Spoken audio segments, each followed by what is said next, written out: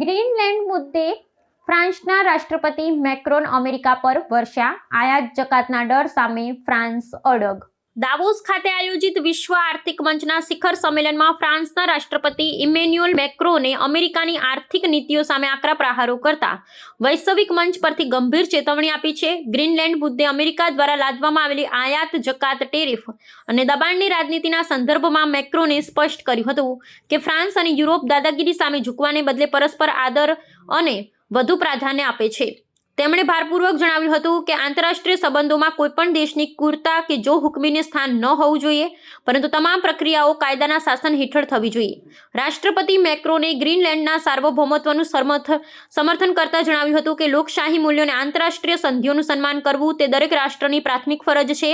America રાષ્ટ્રપતિના વલણની આડકતરી ટીકા કરતા તેમણે ઉમેર્યું હતું કે આર્થિક પ્રતિબંધોનો ડર બતાવી ભૌગોલિક સીમાઓમાં ફેરફાર કરવાનો પ્રયાસ આધુનિક વિશ્વમાં અસ્વીકાર્ય છે. ફ્રાન્સ આ મુદ્દે અન્ય યુરોપિયન રાષ્ટ્રો સાથે મળી એક મજબૂત આર્થિક અને રાજદ્વારી મોરચો રચવાની તૈયારી પણ દર્શાવી છે, જે વૈશ્વિક સ્તરે સત્તાના સંતુલનને અસર કરી શકે છે. આ નિવેદન બાદ દાવોસમાં પશ્ચિમી દેશો વચ્ચેનો આંતરિક વિવાદ સપાટી પર આવ્યો છે, જે વૈશ્વિક વેપાર અને સુરક્ષા વ્યવસ્થા માટે ચિંતાનો વિષય બન્યો છે. મેક્રોને વિશ્વના તમામ નેતાઓને અપીલ કરી હતી કે તેઓ શક્તિના પ્રદર્શનને બદલે ન્યાયપૂર્ણ વ્યવસ્થા જાળવવા માટે કાર્ય કરે.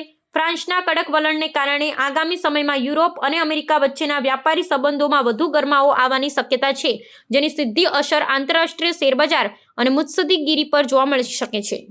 We will be committed during 2026 to try to deliver this global agenda in order to fix global imbalances through more cooperations. And we will do our best in order to have a stronger Europe, much stronger, and more autonomous, based on the pillars I just mentioned, and based as well, and we can revert in the dialogue, but on more investment and commitments on defense and security, because we have to invest much more and invest much more. Because we do believe, and here in the epicenter of this continent, we do believe that we need more growth, we need more stability in this world, but we do prefer respect to bullies, we do prefer science to plotism, and we do prefer rule of law to brutality. You're welcome in Europe, and you are more than welcome to France.